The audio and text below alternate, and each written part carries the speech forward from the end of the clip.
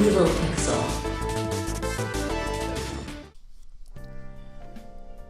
The Simpsons have had their foot in pretty much every style of gameplay as far as video games are concerned.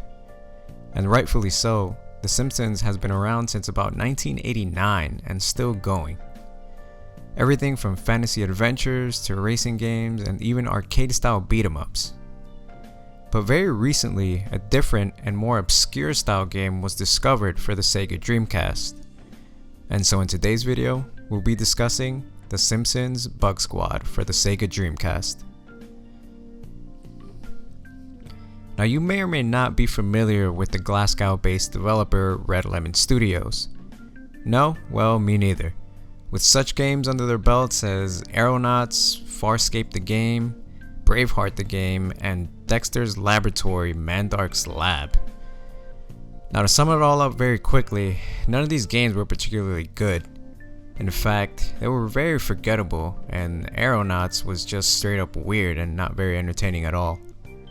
Red Lemon Studios was founded by former Gremlin Interactive employees Laurent Knoll, Andy Campbell, and Andy Finlay. Laurent Knoll is best known for working on the popular PC game Actua Soccer.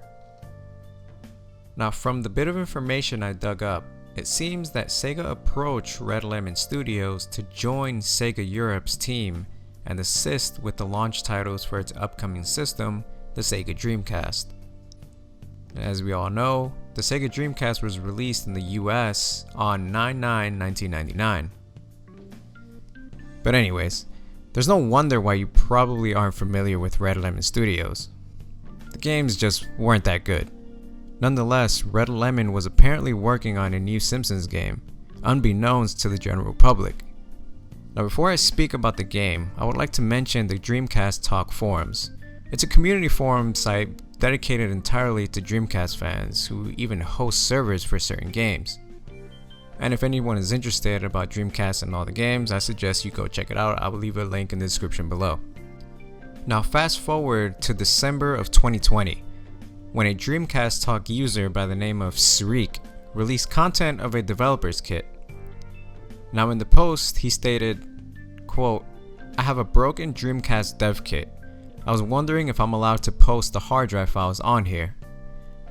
I have to dump the hard drive again when I get home, but the file names are Blowup, Roach, Bug Squad, Quake 2, Simpsons, TTB 410, Roach World, TTB5, source code." Now the user Streak had very little posts on the forum, so I'm not exactly sure how well known he is amongst the community.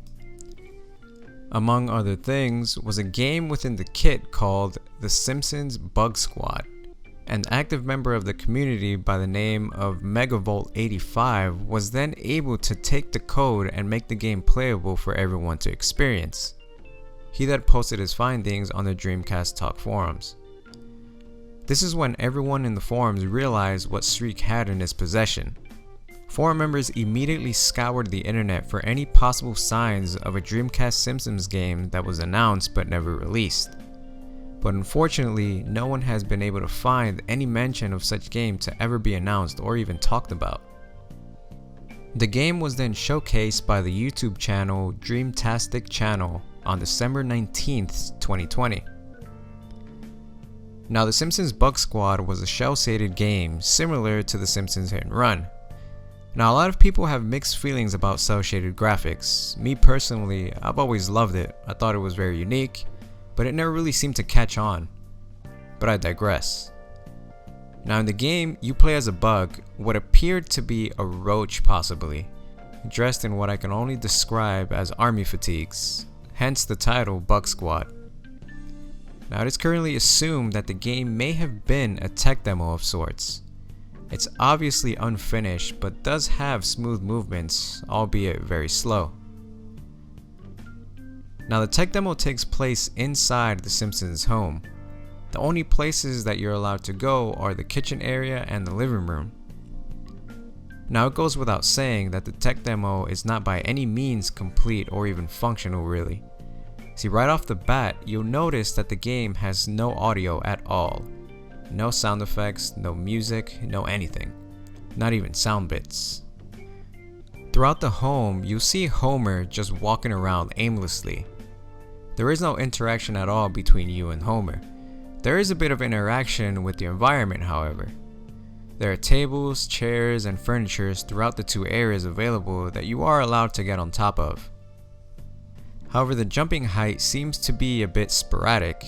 When you jump off a ledge, the bug has the ability to glide as he ascends downwards in order to reach other platforms, I'm assuming. I'm really not sure. And I guess I should also mention that there is a free roaming camera mode that simply allows you to go around and just look at things in the environment. Now, I would say that the graphics are, at least for the time, pretty decent. The details on the bug and even Homer are quite accurate. Even the environment, the kitchen table, the fridge, the living room, everything seems to be very well made, for a tech demo even. Bart can also be seen outside running around, even though there doesn't seem to be a way to actually go outside without teleporting there via the free roam camera mode. And with the free roam camera mode, you can also see that there is nothing else to the Simpsons house other than these two rooms. The outside is encapsulated by a generic Simpsons wallpaper to make it seem like you're outside. And I mean, other than that, that's pretty much it. No one really knows anything about this game, and I think it would be really interesting to have someone come forward and give a little more insight as to what exactly this was, and why choose a bug creature that has never been seen or used in any other Simpsons game as the possible protagonist. Now, why I can't exactly tell you why this pitch or game or whatever it is never came to be, I can only assume it was probably due to the company Red Lemon Studios' demise. You see, in the year 2000, Lawrence sold his stake of the company, which in turn forced the studio to reconstruct its board centered around him leaving. And Red Lemon Studios eventually went bankrupt in 2003. And that's pretty much it. And once again, lastly, I want to give a huge shout out and thank you to the members over at Dreamcast Talk. Without enthusiasts like them, things like this would have been lost forever.